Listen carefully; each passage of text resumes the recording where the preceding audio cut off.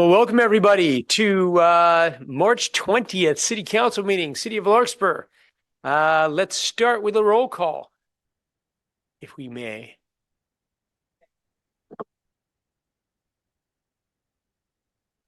Well, Mayor Kendall. I'm here. All right, Vice Mayor Way. Here. Councilmember Paulson. Here. And then we do not see Councilmember Carroll online yet, but if he joins, we'll make a note of it. Okay. Well, welcome everybody. Let's start with the Pledge of Allegiance.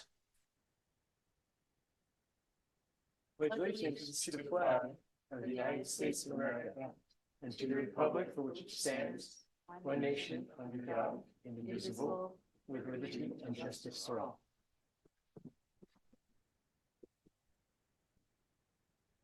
All right, first item on the agenda is public comment. Public comment is for things that are not on the agenda today. If you would like to come up and make a public comment on something not on the agenda, now would be your time. Anybody in the audience like to come up and make a public comment? Seeing none, we are not taking public comment from Zoom, so we will move on to the next item. Item 3, presentations and proclamations. We have none. Item 4, the approval of the consent calendar. Is there anyone on the council that would like to remove an item on the consent calendar for discussion? Actually, I should have told you this in advance, but I just would like to have a little bit of a report on the bank stabilization, like where the bank stabilization issue for 4.3 is happening. Okay, so why don't we see, is there somebody on staff who could give us a brief report on that item? It doesn't have to be long, Julian, because I didn't give you a heads up on that. So sorry about that. Good evening, Public Works Director Julian Skinner. Yeah, that project is on Larkspur Creek on the south side of Doherty. So across from the police station, the creek goes back towards the subdivision, then it wraps around the Rose Lane development. It's right at that 90-degree bend behind Rose Lane where during a winter storm we had part of the bank fell into the creek. So the measure then is to review the creek bed from that way on, or stop right about then? It's purely a repair project that's funded by FEMA just to repair the spot location where we had the failure. Okay, thanks. Vice Mayor, would you like to pull that off the consent out? Okay, so we'll keep that on. Is there any other item that anyone on council would like to discuss on the consent calendar? Is there anyone in the audience that has an item on the consent calendar they would like to have discussed before we move for passage? Seeing none, can I get a motion on the consent calendar? I'll move the consent calendar. A second. Can we get a roll call, please? Mayor Kendall. Yes. Vice Mayor Way. Yes. Councilmember Paulson. Yes. Okay, consent calendar passes 3-0. Time for our city manager's oral report. Mr. Mayor, council members, I just had one item I wanted to report. The two members who sit on the police council know that Chief Norton from Central Marin Police has taken up the challenge of what we may or may not be able to do about the increasing number of e-bikes on our bike paths and on our streets. And in particular, the use of the higher speed e-bikes by children and teenagers. And I just wanted to acknowledge he's been reaching out to both school districts, TAM Unified and also the Corte Madera Larkspur School District, getting a lot of wonderful cooperation. The schools have a lot of ability to regulate what bicycles can come onto the campus, and that's a great way for us to get the message out to parents about the responsibilities involved on their part. So just wanted to acknowledge that a lot of work's being done there. We'll do a presentation here and or at the police council once we have everything finalized. But I thank the chief for taking up this challenge. I want to acknowledge the superintendents and principals who stepped up to that conversation. All right, thank you for letting us know that. Appreciate that. Council members' oral reports. Anybody like to go ahead? And on that same note, I noticed for the chief sent around a link to the latest update to the Central Marin website for the police. And just encourage everyone, if they're interested in looking at what the Central Marin Police website looks like, it's brand new. And there's some good resources on that page for the community. The second thing is just another reminder that this Saturday at 10 o'clock is the alert the countywide alert through Alert Marin. So everyone should be registered on Alert Marin and get a notification at 10 a.m. It's a real test to see, and we want Larkspur to shine because they're going to know how many people with who are registered with their phones who are Larkspur residents or Green Bay residents, so they can get the data to see if it's working. So as many as we can get would be great to show that we're a community that's paying attention to our emergency alert system. Thanks. Thank you. Councilmember, nothing for you, nothing from me. Let us go to public hearings. We have a public hearing right now on the fee schedule amendment to revise the fee for encroachment permits and land development engineering fees. Can we get a report on that, please? Yes, good evening, Public Works Director Julian Skinner. As you mentioned, tonight's item is a public hearing, so I have a brief presentation and then I'll be available for questions before opening up the public hearing. So as you know, we've been before you a few times dealing with parklets starting in 2021, and then you did adopt a fee in August of 22. And then we suspended that fee in November of last year, and then we were here about a month or so ago discussing potential fee amendment, and so we brought that back as a resolution for you tonight to consider at this public hearing. We did notice tonight's public hearing. It was posted here at City Hall. It was posted in the local newspaper, the Marin Independent Journal. We also emailed all of the downtown merchants that had taken out encroachment permits during COVID for outdoor dining. And then we sent a letter to all of the properties in the downtown, the business owners and the property owners.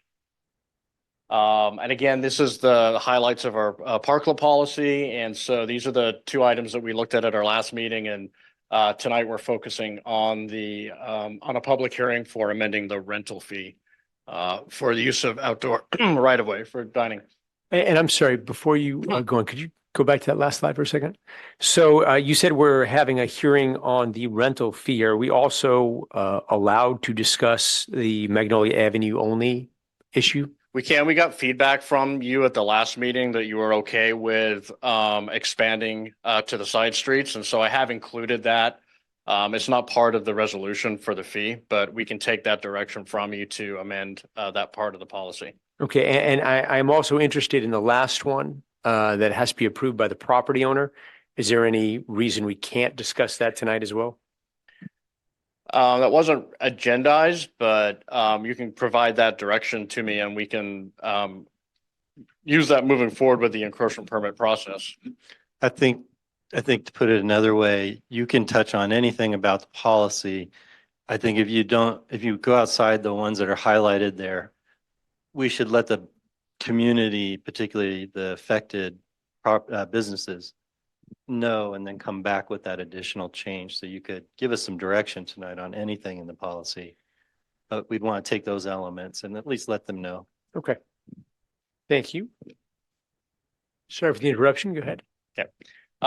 So again, the action before you tonight is consideration of the fee. It is a rental fee. It is not a cost recovery fee, and we established it as looking at comparable lease rates in the proximity of the retail of the outdoor dining use.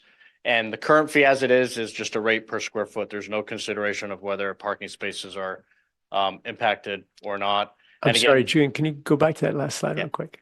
Question, first sentence, fee for outdoor dining. Is this restricted to dining? If there's a business that is not a dining establishment, can they rent sidewalk space? So again, per the policy, when we brought it to you and it was adopted, it was tailored towards outdoor dining. We modeled most of our policy after the Novato policy, and theirs was all geared to outdoor dining. They said that anything beyond dining would be considered on a case-by-case basis, but they did note that their intent was not to have retail activities occur in the right-of-way. They didn't want product shelves and cash registers and things like that out in the right-of-way, but if there was another use that a business may have within the right-of-way other than dining, they said they would consider it on a case-by-case basis. So am I to understand from that if it is a dining establishment, it's not a case-by-case basis, that it's basically permitted by right? Well, encroachment permits are discretionary. However, we have an adopted policy that we would follow. So if somebody comes in and they meet all the conditions of the policy, then we would issue them an outdoor dining permit, yes. Okay, thank you. So you've seen these other agencies' rental fees before. We highlighted a few nearby, a few high ones, and ours was a little on the higher side of average at the time. And as you know, we had some retailers or some dining establishments from the downtown that asked us to take another look at our fee that we discussed last time. And so after the discussion of last month's meeting, we were bringing towards to you tonight for consideration a proposed amendment to the fee schedule that would reduce the outdoor dining fee in our schedule. We also have an alternate that I'll discuss after I talk about what the proposed fee structure is. So as I mentioned, our base fee as it is now is set at the prevailing lease rate. So for argument's sake, we'll say it's $4 a square foot per month. What we discussed at the last meeting was if there's no impact to parking, such as if the tables and chairs can be arranged on the sidewalk and you don't need to construct a sidewalk bypass out into the parking spaces to have clear access around those tables, then a reduction in the fee of 75% from that fee would be appropriate to recognize the public benefit that we heard from residents about having outdoor dining. So per the example, that would take the fee from $4 a square foot to $1 a square foot for those establishments. There was some discussion about the disbenefit of parking being removed if a business's outdoor dining was such that it required a sidewalk bypass that pushed out into the parking spaces and some parking was lost. And so there was a discussion of it, maybe it shouldn't be that full 75% reduction, but a lower reduction still. And so we discussed a 50% reduction would be appropriate for businesses that wanted to do outdoor dining, but that layout impacted some of the parking spaces. And so the number that we had discussed was 50%, which in our example would take the fee instead of being $4 a square foot, it would be $2 a square foot for the use of that space. There was some discussion about whether there should be a reduction at all if parking is impacted. So we did also present an alternate resolution for you to consider. If you only want to provide the discounted rent for on sidewalk dining that does not impact parking. So if you choose the alternate, that means that if a in-street dining encroachment permit impacts parking, they would have to pay the full going rate or the $4. And again, this is talking about parking impact, but keep in mind, this is not talking about parklets. So when we're talking about parking impact, this is going to be that there would be a sidewalk bypass would be pushed out into the parking spaces. So a couple of examples. Here is one where there is no parking impact. And so in this case, it's the owners looking at about 140 square feet of sidewalk. Which is per our current fee is $560 a month. And so in the photo you can see on the left here, there's clearly a car still parked there. So the sidewalk in this location is wide enough that they're able to get tables and chairs on the sidewalk and still leave a sufficiently wide sidewalk for pedestrians to move by, and then it doesn't encroach into the parking spaces. So there's no loss of parking with this installation. And so under either your proposed or alternate, this would be a 75% reduction. And instead of paying the $6,700 a year, they would pay about $1,700 per year. This is example 2 where parking is impacted. And again, this is not a parklet structure. This is the sidewalk is not as wide in this location. And the business owner decided that they wanted to take up enough space on the sidewalk to accommodate the layout that they felt was needed for their outdoor business. And in that case, it took up most of the width of the existing sidewalk. And so they built a sidewalk bypass out in the parking spaces. So you can see here, the bubble on the left is pointing to the kind of the light, the reddish area there. That's a sidewalk bypass, like a sidewalk that's been constructed out in the parking spaces. And the tables and chairs are on where the sidewalk was originally. And again, and for this example, this is 150 square feet. That's the dining area. currently paying $600 a month. Under your proposed amendment, they would get the 50% reduction. So instead of $7,200 a month, they would be paying $3,600 a month. If you chose the alternate resolution where we don't offer a discount if parking is impacted, then they would continue to pay or their fee would continue to be the $7,200. And again, the area of the parking impact isn't taken into account here in the fee. The fee is based on how much actual sidewalk area their dining is using, not the area of the loss of the parking spaces. This is a continuation of a slide I've shown before. This shows you where some of the outdoor dining and parklets were during COVID. Some of them have returned, some of them have not. And again, the ones that have the X's on here were not allowed until you directed the change at the last meeting that we could expand the area into these two districts that we show here. This is what we discussed last time, was allowing parklets not just on Magnolia, but any of the properties that are within the storefront and the garden downtown district. So with that concludes the presentation. I'm available for questions. And then after that, I would ask that you open up a public hearing. Okay, are there any questions for staff?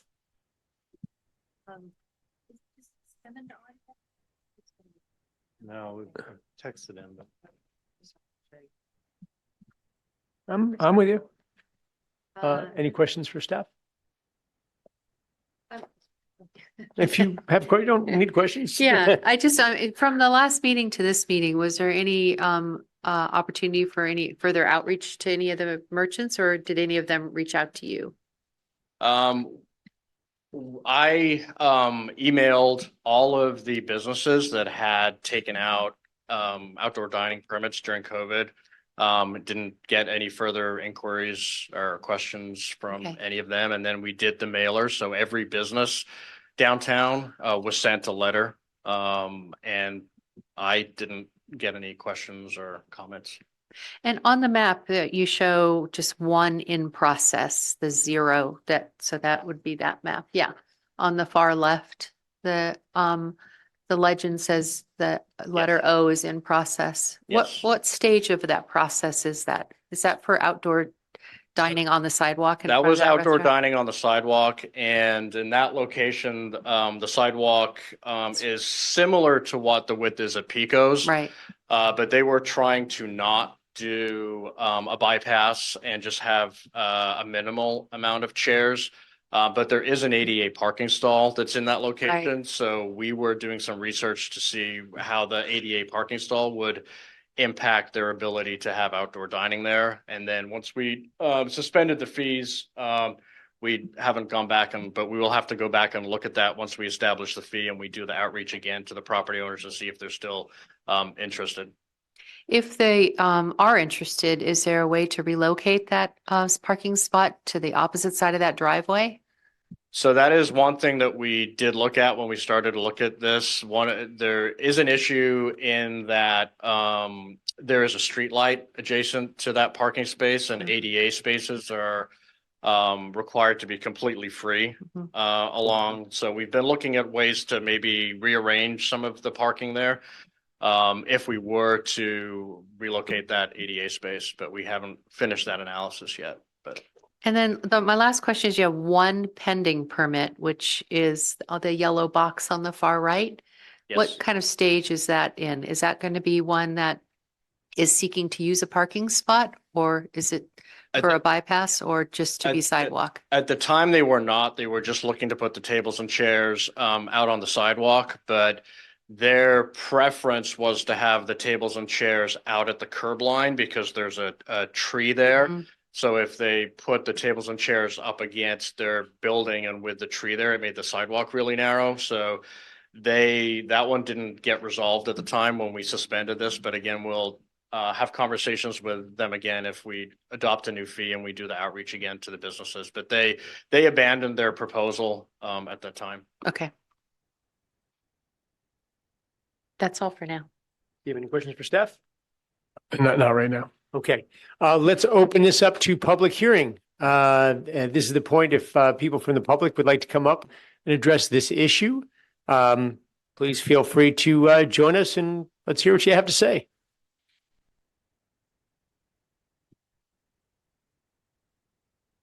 Good evening, everyone. My name is David Monson. I've been running Farmhouse Local for the last 12 years. I see quite a few familiar faces in here.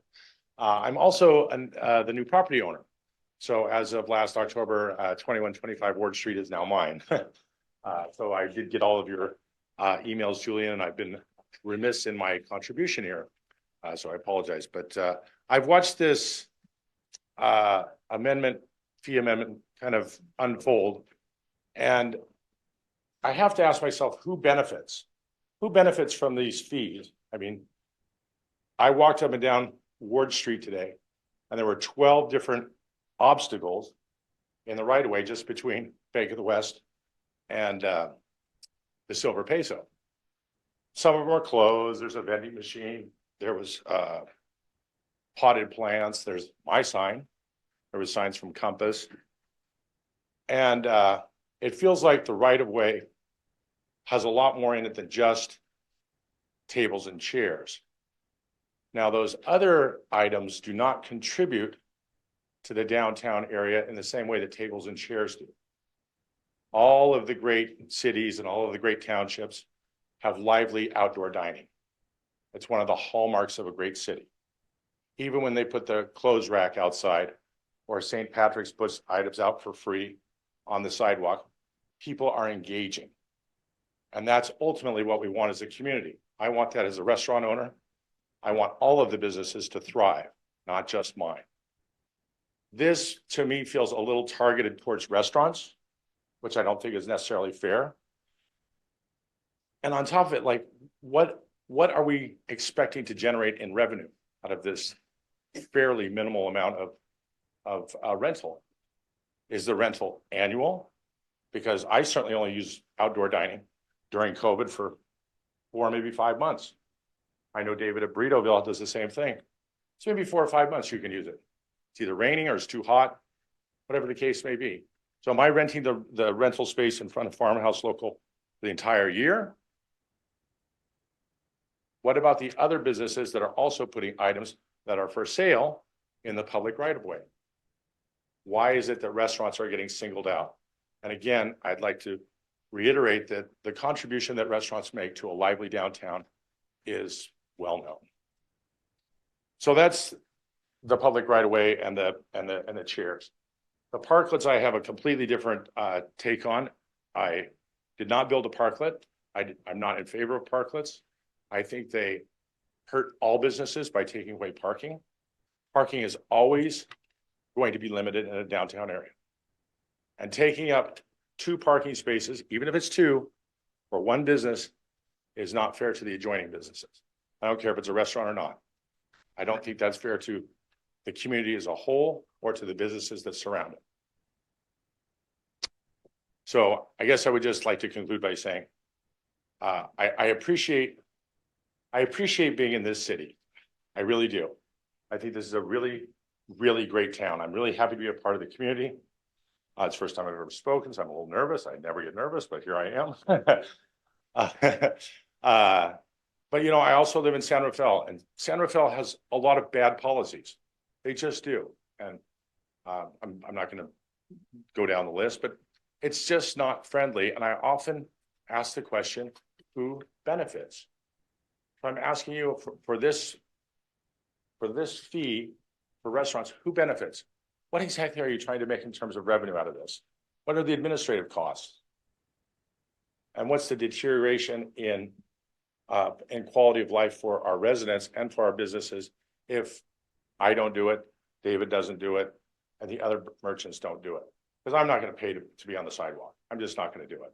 It's just, I only use it a few months out of the year, and I feel like it's on those spring days when everybody's out and everybody loves to see people out there dining. Most of the year it's not out there. So that's my 2 cents. Thank you. Thank you very much. Mayor, can I ask a question? Is it Of right course. to ask that? Hang on, let me just check with staff. Is it okay to ask questions during public hearings? Please. All right, go ahead. Yeah. So David, just real quick, I'm trying to frame or understand the comment. So we had a $4 per square foot fee, which neither of the, proposals on the table want to keep because they're punitive and high. Yes. So if we take it down to one, and I'm thinking about Farmhouse Local, there's a fairly narrow strip. It's probably 50 square feet. So it'd be 50 or $100 a month or so. Is that considered punitive or too high? No, it's not considered punitive. It feels selected Hmm. in the sense that is Coqueletto at the top of the street paying to put a clothes rack out because she's also doing business with by putting out clothes. Right? No, it's really the fee is fairly minimal. I just look at like, wow, we're creating this amendment and this fee. And there's administrative costs around it. There's just a lot of costs around like what's actually trickling down to the bottom line to help the city. Right? For what could we possibly be getting? A couple $1,000s? I know the parklets are a different story. The parklets are larger money. But I've already made my point on why I don't like the parklets and why I'd never put up. Okay. And then the second question was just to understand your position. One proposition was to keep, if you're going to use the parking, to make it $4, which is fairly high, or to make it 2. And there was even the thought of making it 1. So it sounds like you're saying keep it 4 or higher because you want to disincentivize the using of parking. I'm just trying to reframe your comments in terms of the policy in front of us. Yes, I hate to frame it that way, but you're absolutely right. It's like, Okay. Because I feel like that one business, let's say it's Ruli's or it's Pico or whoever it is, you're really, you're putting the other businesses that are right next to it at a disadvantage because there's not parking there. That parking, we all like to think that parking is going to go away, but it's not. It's really not. Parking is always going to be a major issue in a downtown area. And one business to take over 2 parking spaces, Ruli's has sidewalk seating. Why can't they just have sidewalk seating? That's great. To put a parklet there, that hurts Margaret's shop. It hurts all of the adjoining businesses. So that's all I'm saying. As far as the fee thing, I won't comment. Let's just put it that way. Okay, great. Thank you so much. Pleasure. Thank you. Are there other public comments from the public want to speak? I just wanted to make sure that Councilmember Paulson was saying he's heard speakers say the word punitive, because I don't think the city establishing a value on the private use of public right-of-way is punitive in any way. It's established fact in law and encourage that cities at least establish that value for the taxpayers. If I can say excessive, I'll retract punitive. You could say excessive. I'm going to again say it's encouraged in law that the city establish the value for the private use and profit on the use of taxpayer-funded public right-of-way. Okay, thank you for that clarification. Are there any other public comments? Nope. Okay, so hearing none, I will close public comment and bring this back to the dais. I'm going to try to frame this a little bit from my perspective before we get started here. Because I had some of the same concerns that were mentioned. So, and let me also say, I'm one for like zipping through meetings, but I'm okay kind of taking some time when I think it makes sense to take time. If you remember the pride flag, someone wanted to fly the pride flag. We didn't have a policy of what flags to fly. And I was very hesitant, not because I didn't agree with flying the pride flag, but because I wanted to make sure what we were doing was being fair and we had some kind of policy. So the next month somebody didn't come and want to fly the, American Nazi flag or whatever it was. And they'd say, well, you flew their flag. How come you're not flying my flag? And, we had something that made sense. And I think we're at the same place here. I think everybody thinks, I shouldn't say that. I agree that having outdoor dining is a good thing. I think it's just makes the city nicer.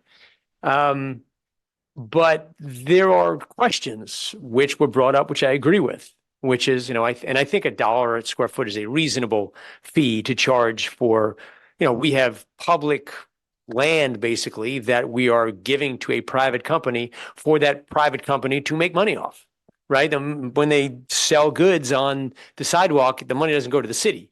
The money goes to the private company. So they're basically using public land for their benefit. They should rent that from the city. And I don't think $1 is unfair. But the question that I have is similar to what's brought up is, can somebody else rent it? I mean, if somebody puts a clothing rack out, are they renting it? Should they have to rent? If somebody puts a sign out, somebody wants to put a sandwich board out, they're putting it on public land. Should they rent that public land? Should they be allowed to and somebody else is not allowed to? I mean, I think there are a lot of questions that we have to answer to make sure that we are treating everybody fairly. And Dan, I see you're grabbing the mic. So what's on your mind? Well, each one of those things has a story behind it, which we can delve into if you want, because I've certainly touched on many of those subjects over the years. But the reason we're here is because COVID introduced us to the concept of significant profit being derived from the use of public land. And there was no policy in place to determine if that was something we wanted to have continue when the unusual circumstances of COVID ended. And if it was to continue, what's the appropriate compensation to the taxpayer for their investment in that infrastructure? I agree with that, but on the same thought is that if you have another business that is profiting from public land, should they be able to do that? Should they be able to do it without paying the city, or should they be able to rent this? I mean, obviously, if somebody puts a sign out on the sidewalk, they're profiting from that. They're bringing business into their business. If somebody is selling things on the sidewalk, they're profiting for their business. I mean, I think this is just a conversation that should be had as to are we basically saying anybody can sell stuff on the sidewalk except for restaurants? Or do they need some kind of permit if somebody's going to put a rack out on the sidewalk or a sign on the sidewalk? I mean, where are we drawing the line of you can use that for private businesses or you can't use it for private businesses? So over the years, almost every one of the examples you've used been touched on in various conversations that I would sum up in this way. As your executive officer for the city and as the enforcement officer for the municipal code, I have what the law would describe as prosecutorial discretion with respect to the enforcement of law. From time to time, the council serves as the community's sounding board to encourage the city manager and his designees to exercise prosecutorial discretion. The most overt example is the A-frames, because A-frames are clear violations of the city's municipal code. But the council on numerous occasions has told me the community likes the A-frames, and as long as they're not blocking ADA access. And when you say an A-frame, what are you The talking about? signs, the signs you're talking about out in the Okay, so the sidewalk. community likes having That's signs. been the sounding board of Yeah. this council. Okay.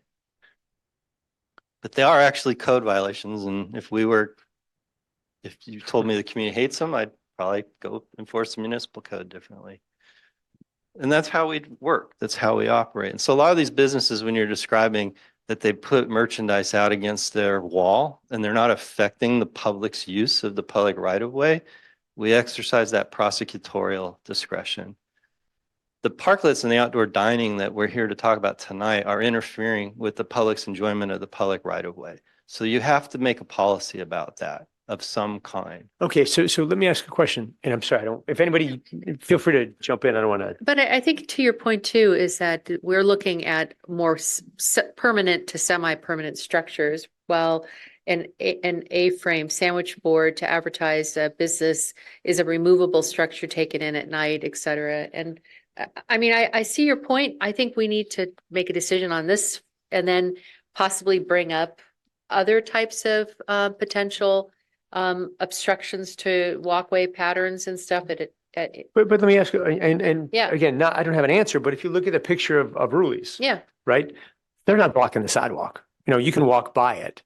If I have a sign there, like a sandwich board sign there, or I have a table there, you can't walk through either of them. You got to walk around it. So I'm not sure I'm seeing. I mean, I just want, like I said, I just want to treat everybody fairly. If we're using a criteria, if you're blocking people from walking through, that covers more things than just restaurants. So I think what I would say is the introduction of parklets at COVID exposed the inequities in the downtown of the businesses on the one segment of Magnolia that get to enjoy the wider sidewalk and all the other businesses.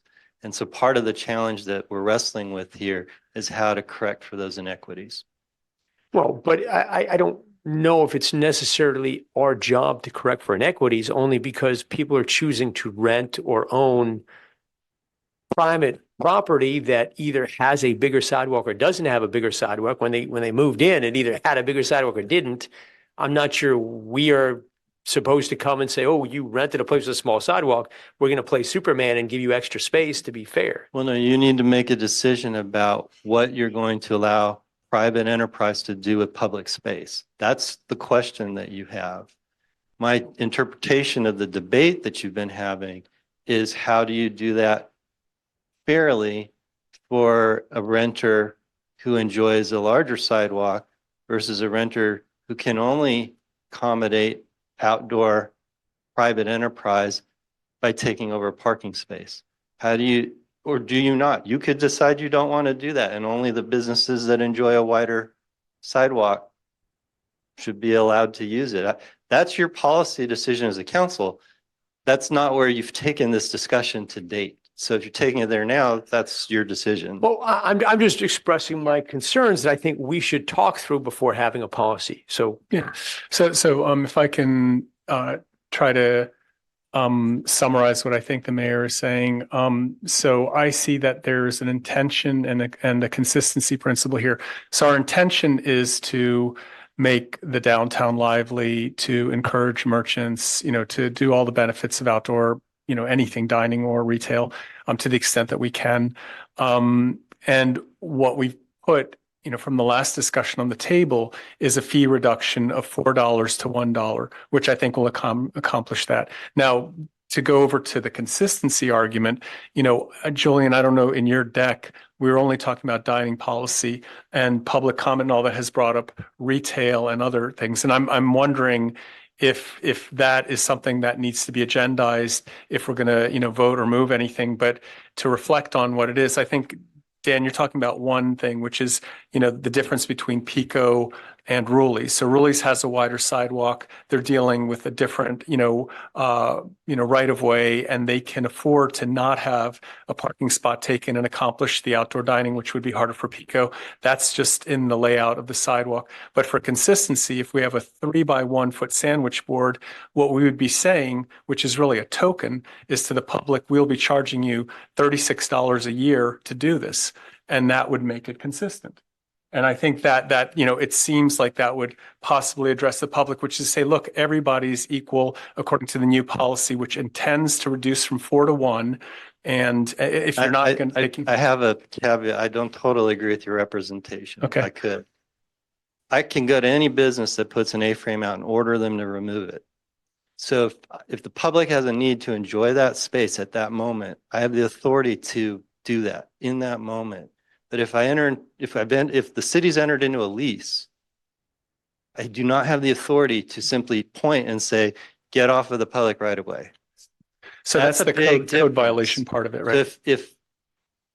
If we made a determination that for some particular reason in that moment, the public needs to enjoy the public space, we would go do that. Right? So Dan, I'm sorry. So what's stopping us from doing the same thing with restaurants?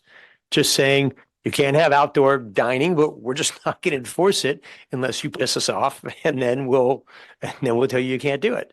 I can take that direction from the council if that's what the council want, although I strongly encourage you to adopt a fee for the private use of the public right of way for a variety of other reasons that we've talked about in the past. You can then decide you want to waive it for businesses.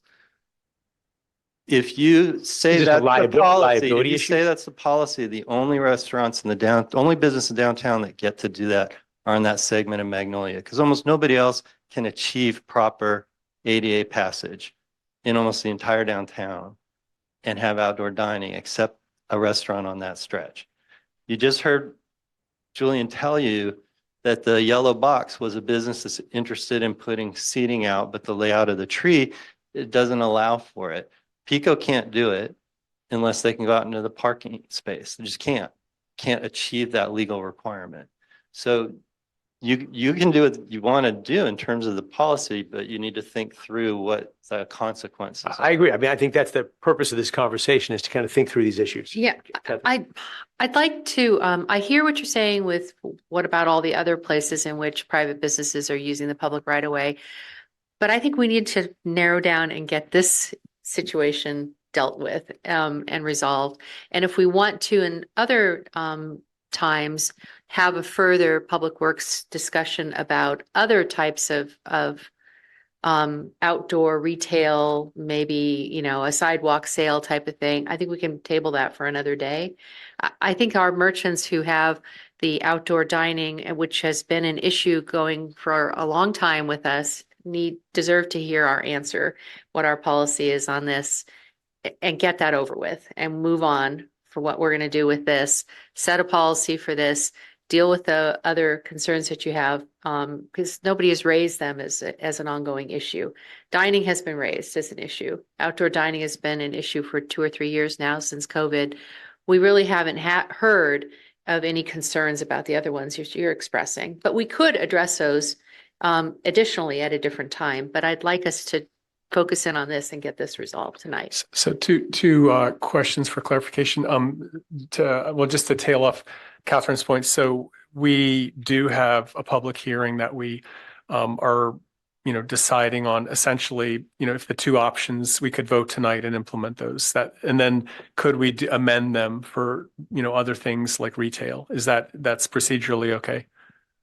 These are policy resolutions. You can amend them. Okay. Whenever. And then to clarify your earlier comment, Dan, so one of the things that I understood, the $1 is nominal, but it sets up, if not a contractual arrangement, it at least sets up a encroachment permit, which is something that we want to reduce our liability, to reduce risk. So is that the case of things that are code violations? We can't do that, right? There's no way to say, oh, you need to get us an encroachment permit for what you're doing. Once you issue an encroachment permit, you're saying that the holder of the permit has rights to the use. So Okay. you have to be prepared to honor those rights, which may or may not conflict with the public's interest. Okay. So I think one of the reasons that the council in the past has been comfortable being soft on something like A-frame signs is because, hey, there's going to be a parade, take all the A-frames down. We don't want them up for the next 2 days. Hey, the chamber is going to close this part of the downtown to traffic and they're going to have stuff on the sidewalk. Please don't put the A-frames out for the next couple days. It's a good neighbor practice. Understood. Right? Understood. So Dan, along those lines, if we give somebody, we charge them $1 a square foot, and we say, hey, we're having we're closing the street. You mind not having the tables out today? And they say, no. There's nothing we could do because they basically have rented that space. It's now. Unless we've made it a condition of the encroachment permit, and there are certainly provisions in the encroachment permit for under certain circumstances to order the removal of whatever's in the right of way. The thing to keep in mind, though, to go back to Vice Mayor Way's point, when you're issuing the encroachment permit, you're usually trying to issue it because more permanent installations are occurring in the public right of way. And the imposition to the person or business that you've issued that encroachment permit could be rather high to tell them to remove that every time you want it removed. If you told them when you issued the encroachment permit, hey, every year on this weekend, this all has to go away, at least then they could factor that into whether they want to incur that cost, right? Fair. Okay. Other council member comments? Yeah, I mean, I'm inclined to see that this new issue, you know, of retail consistency, you know, the encroachment fee can be severable or, you know, separated from, I agree with Vice Mayor Way. To me, the focal point really is the fee itself, which acts as a disincentive. Well, I'm afraid I'm using strong words for the city manager, but the $4 level will, incentivize differently than the $2 level. And that's what I came here prepared to decide on. So, Parklets and dining. We've been dealing with this since COVID. COVID keeps giving and giving, doesn't it? So these are not parklets. These are, we don't have parklets and we have a no parklet policy. These are the only one that's involving any existing parking spaces is a bypass arrangement. So they're paying actually for the use of the dining on the sidewalk. So I just want to make sure that's clear. We're not talking parklets. We've given up on parklets. I think we have a real value in what the outdoor dining environment has created. I think it creates a robust and more vibrant area. We also have a responsibility to make sure that private property use of public land has just compensation for the community who are the taxpayers. So I had proposed the modest fee of $1. I think that meets our obligation to the taxpayer with not being very exorbitant to the property owner or the restaurateur. So I'm very pleased, or I like the no parking impact dollar adopted fee, which is a 75% reduction. I like that. We will. Wait, let's yeah. stop there for a second. So that's example one. Okay, right before we go to, the Yeah. parking impact. Right.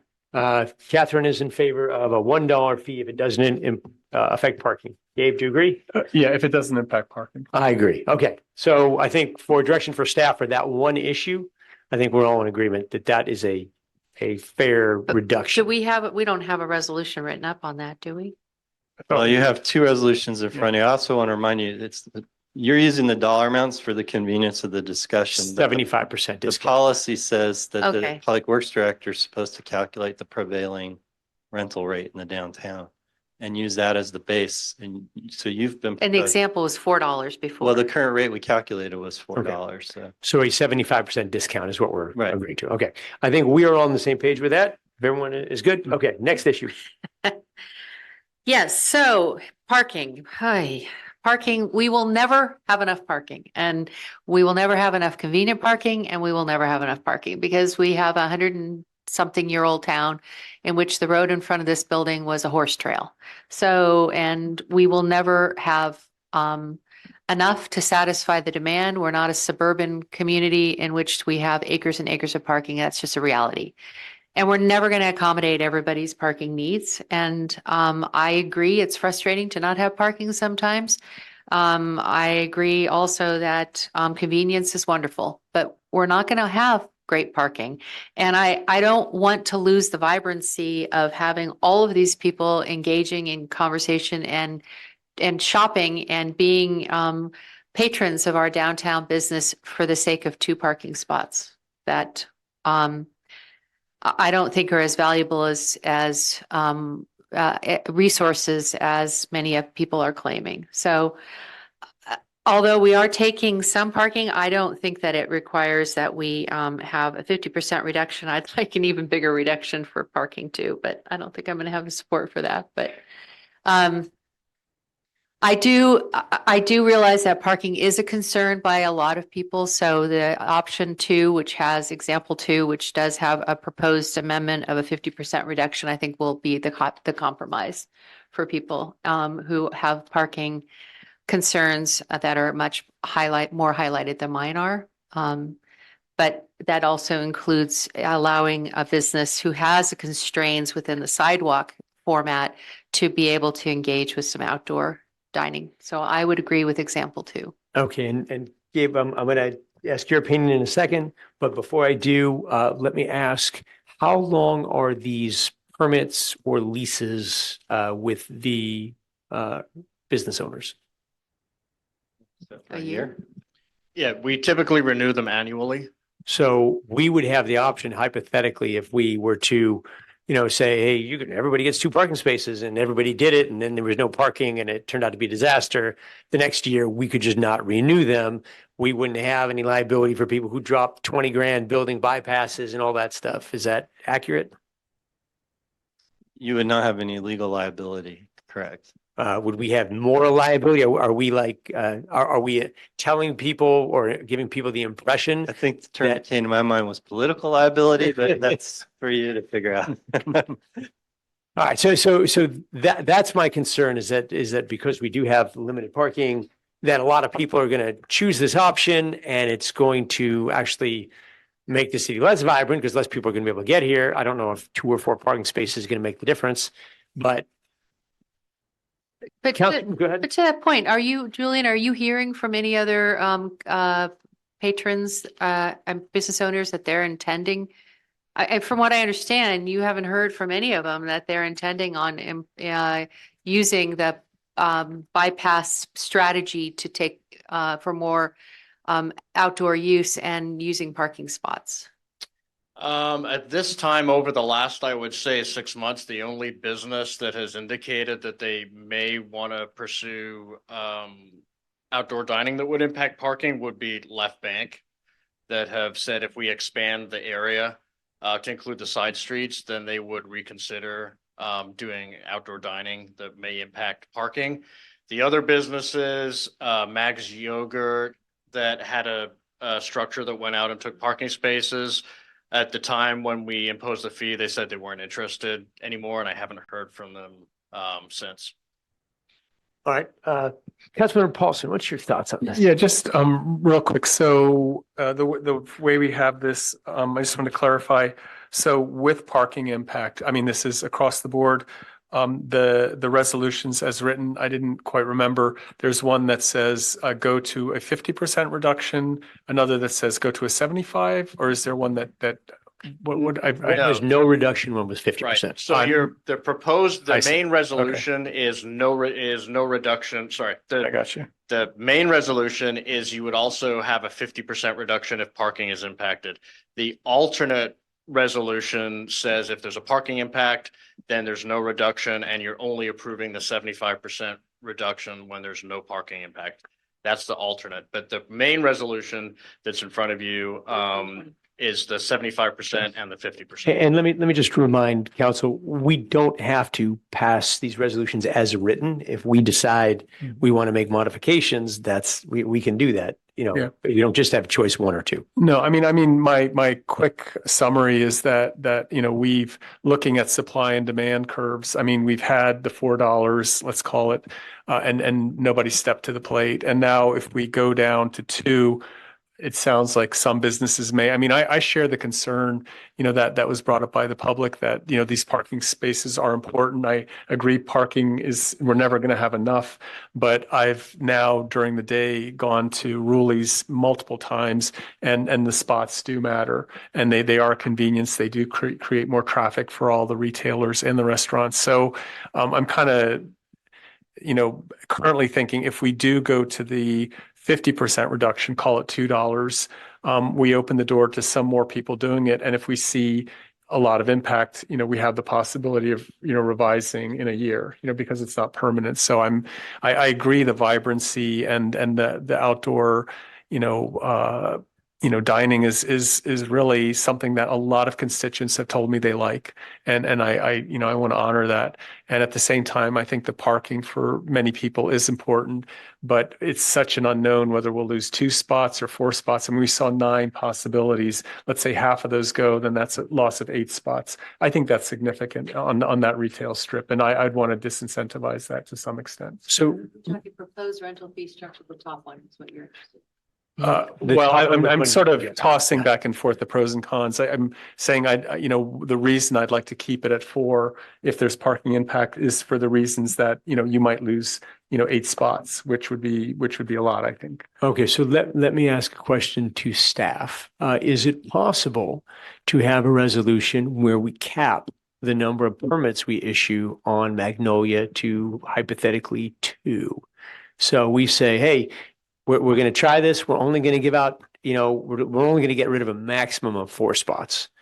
Do we have the ability to do that? So the policy that you adopted actually has a cap of 6 parking space impacts in it already. So, But that's 6 per block, I thought. yes. Okay, so so if we wanted to reduce that, to whatever we felt was appropriate, to make sure there wasn't this rush and all of a sudden we lost all our parking and it was a disaster. If we wanted to say, hey, we're only going to do a maximum of 4 for Block or 6 for the city or, something like this, 6 for Magnolia do we have the authority to do that, or does that create a problem of first come, first serve issues? So you do have the authority to do that. I think depending on how you cap it, one of the approaches a city would typically use is make an announcement that there's an application period, there's a select, there's only so many spaces available. We may need to do a lottery, everybody who wants one, apply. We're going to pull your name out of a hat or whatever process we come up with to see who gets them. And maybe only one entity applies, and that's a moot point, but you'd want to give some grace period for people to All right, so think it over. let me ask council, if we chose to do something like that, would that be the happy medium between you wanting to let people do this and you being concerned that it's going to overrun the city? Well, with all due respect, we just have to make a decision about this. And We're getting there. with all due respect, we had 50 people in this room in December, expecting us to make a decision about this because they were patrons of one of our largest downtown dining establishments, Gary Ruley's Place, and we just need to make a decision about this. And if we want to elaborate on it later, because we have impacts on number of parking stalls being used, I think we can do that later. But I just want to see us make a decision tonight on this and get it underway, and we move on. Okay, but that's what we're doing. Yeah, no, But the question is, but you're what do we do adding tonight? more. You're adding more and more layers But it to could it. still be done tonight. I mean, we Yeah. can say tonight, we're agreeing as a council that we're going to have, we're going to reduce it to, 50% reduction, but we're only going to give out a maximum of 3 on this street, and you've got this much time to But apply. that requires another meeting and another public hearing and another resolution, and another month goes by, if not 2 more months go by. And for an issue that may arise later, but it isn't an issue right now. And I would like to keep that kind of in our back pocket as something that we might need to elaborate on later. But I think I would prefer that we narrow this down, decide, and move on, because we don't have, we've given this a lot of thought and a lot of time, and we've been talking about parklets since COVID came around. And I think our community, although they're not here tonight, a lot of people at Ruley's and other places are looking for us just to be definitive about this now and move on to something else. Okay, so let me ask staff, do we have the ability to make this change on the fly and, just kind of pencil in whatever the changes in the resolution and pass it today, even if they're not exactly what proposal 1 or proposal 2 are as written? Well, so the business in question that generated the public interest, your direction's been to sort of suspend everything, and they've been allowed to encroach back onto the sidewalk. So Which they are right now. I think your public's probably appeased, and you have the time to sort this out. I can offer one other alternative that, sorry, Vice Mayor Way, she's going to groan, but because I would have to bring this back. This is the Larkspur way. We tend to not to make If you decisions. don't want to give up any more parking, Pico was approved with some unique findings about its inadequacy. And it was before it's Pico. The building was approved as a restaurant, even though it's underparked.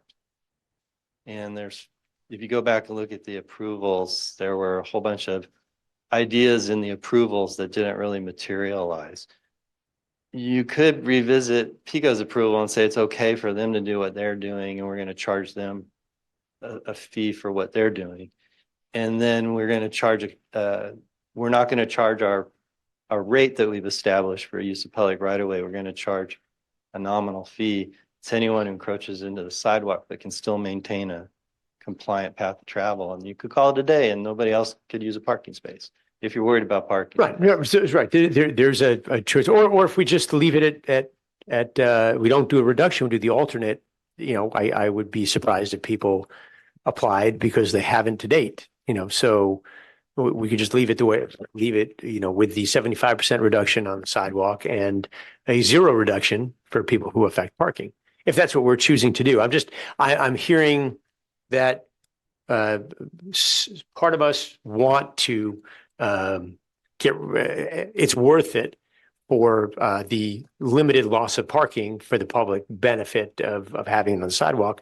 And the other position that we don't want to give away too many parking spots because it'll affect all the merchants and that's a problem. Just trying to figure out if there's a happy medium in there.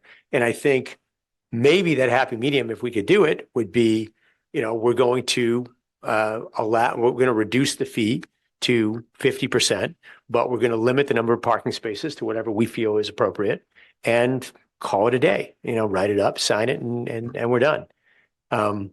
If that's what we choose to do. And I don't know. And putting aside I want to get it done now, if philosophically, do you agree with that? So, the proposed rental fee structure that's listed there on the highlight, 75% reduction from base fee if no parking, and 50% reduction with base fee if outdoor dining results in parking space, I agree with.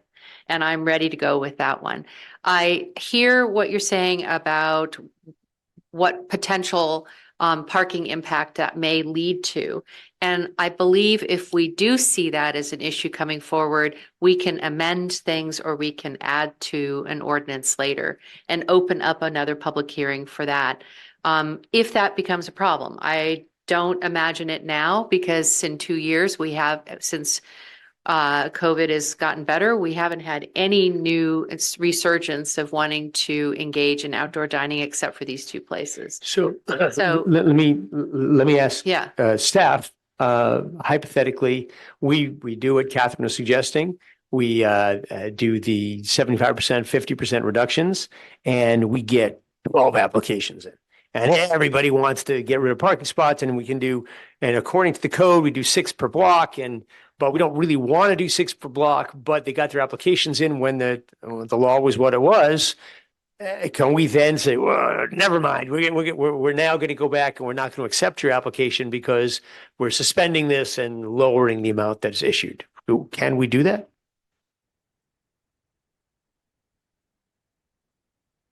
You're concerned in some gap between when you make a final decision and. Yeah, I'm saying today we go with Catherine's idea and we reduce it for taking away parking spots. And then tomorrow we get 12 applications and they're all qualified. They meet the regulations. So according to what we're saying, they're kind of entitled to it. Can we then say, we changed our mind and we don't want to actually give them? The policy is a guideline. The encroachment permit is still discretionary on the part of the city manager and his designee, the city engineer. So we could just not issue them. Okay. That's. If there becomes a rush that way, we can amend it. But in the experience that we've had in the city since 2020, and most of the time most of the retailers have returned to their pre-COVID arrangements and with a few minor exceptions. And if we take David's point, there are only limited times during the 12 months of the year in which they find outdoor dining to be a valuable asset to them anyway. So. All right. So yeah, my concern was that people are going to apply and then we'd be legally obligated because they were qualified. So if we are not legally obligated and we can reject if we get too many, Gabe, does that satisfy you that if we get too many, then we can just say no and go back to. Well, and I also want, I was the one, if Catherine and I are like on opposite sides of the aisle, I'm like, very pro parking and she's pro outdoor. I'm also of the opinion that we move forward because no, and I very much appreciate you wanting to strike a balance. God knows I did that all last year.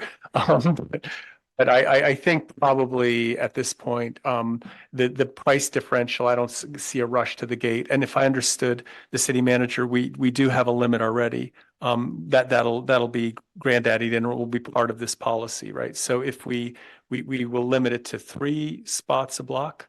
So that would be between ward. 6 spots a block. Currently 6 in 6. policy. Could we do a friendly amendment to make that a smaller number and pass this tonight? Well, I would like to bring it back so you properly noticed that you'd changed it, but we could take your direction tonight. So then we'd have to do another public hearing. Okay. Which I appreciate your point, council member. I understand well. That's not rocket science. We can bring that one back next meeting. Yeah. She just doesn't want to. Yeah. I feel sometimes like we dived into the minutia in many ways, which I think is because we're very caring about what we do. But sometimes we just need to be decisive. And I think we've had plenty of time and plenty of conversation and plenty of public comment about outdoor dining. So it's time to, for me, in my opinion, it's time for us to just move through it. I appreciate that. Mhm. Sometimes the wheels of justice. I slow. know. You know, That's we why want- And we only have 3 people. We want to do the right thing. You know, I would rather go slowly and do the right thing than rush to it. Yep. But if you are comfortable, Gabe, with the knowledge that if we get too many applications, we could just not approve them. Yeah. And we could kind of informally say we're comfortable with, 2 spots per block or whatever it is, and ask staff if there's more than that to please let us know. And we can. Yeah. So I'll just, just summarize. And I mean, I'm concerned that we lose too much parking. It's not minutia. I mean, we know that we want dining, we could lose parking and we don't have enough knowledge. So here we are. I don't think we're indecisive. We just, I'm willing to move this and then, if we come back to retract, it's because of that. We want to see the outdoor dining within limits, where it's not impacting retailers. So that's kind of where I sit. Okay, so I'm hearing from both sides that we are now comfortable with the proposal, which has a 75% reduction from the base fee and a 50% reduction in parking, with asking staff if we do get more than 3 applications to please let us know and we can, figure out where to go from there. Is that fair? I think we'll let you know each time we get an application. Okay, So that's resolution 14/24.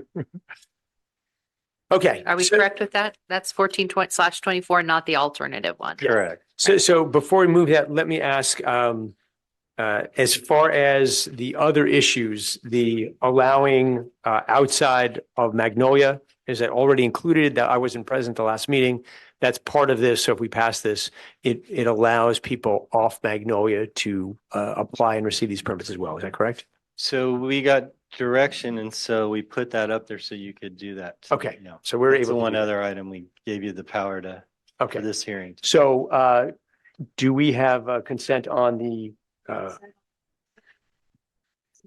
It's not part of the resolution. You- It's just, we're asking for your You direction can on take that. a motion and a vote and we'll amend the policy itself to say, to delete the part that restricts it to just Magnolia. okay. So So, we did notice it so that people knew we might talk about this. all right. So Vice Mayor, would you be in favor of that? Yes. Councilmember? Yeah, same. Okay, good. So I think we're good with that. The next thing I want to ask before we vote, I disagree with the property owner has, or maybe we can talk about it real quick.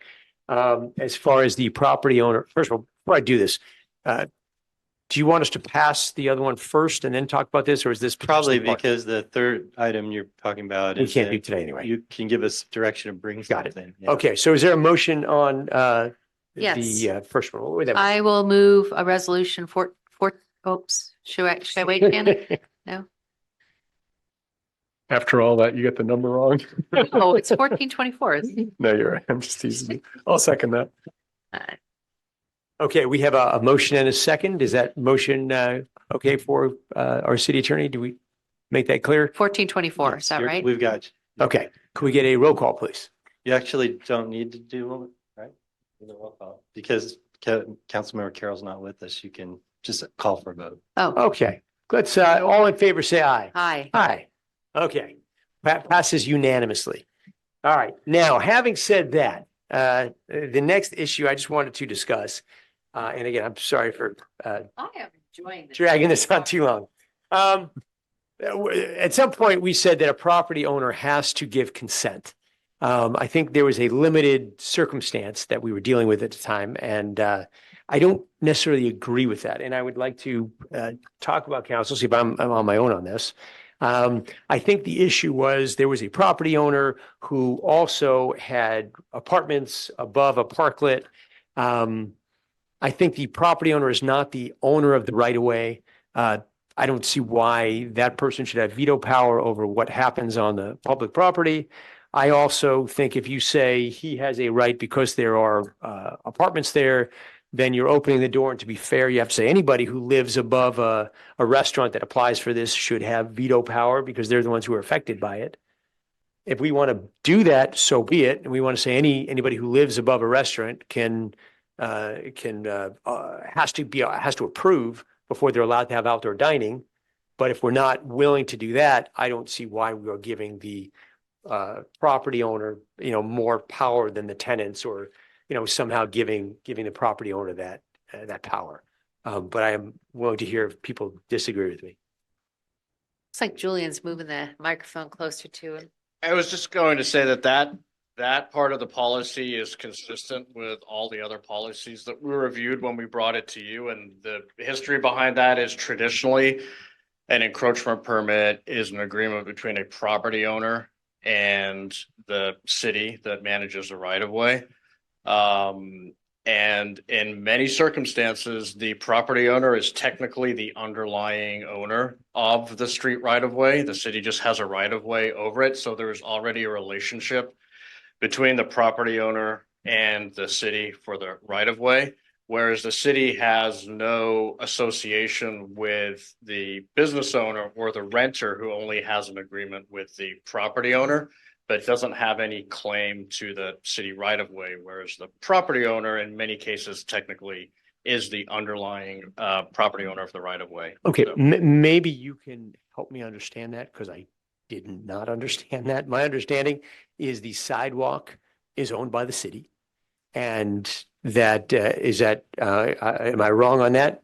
So owned it depends what you mean by owned, and it varies from case to case. But in most cases, the city has a right of way easement over the street, meaning the city controls the access for the public over the street. But if you were to do a title report on many of the streets, the adjoining property owner actually is the underlying property owner. They have property rights. If we decided we did not want a street anymore, we don't need it for a public purpose, most times that street gets split and it goes back to the property owners on each side.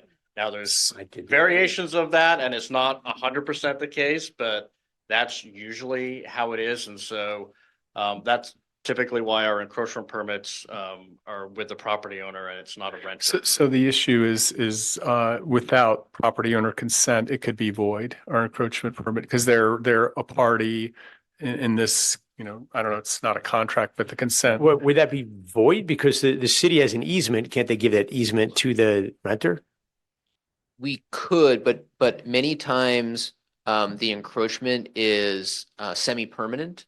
I mean, it is a requirement of the encroachment permit that the permit holder remove the encroachment upon the request of the city. But in many cases, the encroachment is something that is intended to be there for an indefinite period of time. If the permit and the agreement were with the tenant and the tenant left, we would have no ability to control the removal of it. So we would have to fine the owner. Right. So by doing it with the owner, we ensure that we have a permanent party that we can turn to say, we need this removed for public purposes because you're occupying a right of way that the city needs to control. I understand. Okay, I will withdraw my, unless anybody had any other thoughts on that. That seems to answer my question that would be a bad idea. Okay. Are there any other things on this issue that we would like to discuss while we were here talking about it at the public hearing? No, I just appreciate you trying to be Solomon and not cut the hair. So thanks for that. Trying to make everybody happy. We're still out of here before 8 o'clock. Look at that. You did a good job. Who's he? Sky, did someone want to? No. Okay. Different issue. Okay. All right. With that, I'm going to open up to the public just one more time for fun. Does anybody else have anything you want to add? Our almost to be council member, any comments or? Nope. All right. Okay. So we will close this hearing, and we're getting pretty close to the end then. Business items, we have none. So before we adjourn, any comments, Mr. City Manager? We're good. We're good. Okay, council members, any comments before we wrap it up? All right, everybody have a fantastic night. Meeting adjourned. My little hammer. Hey.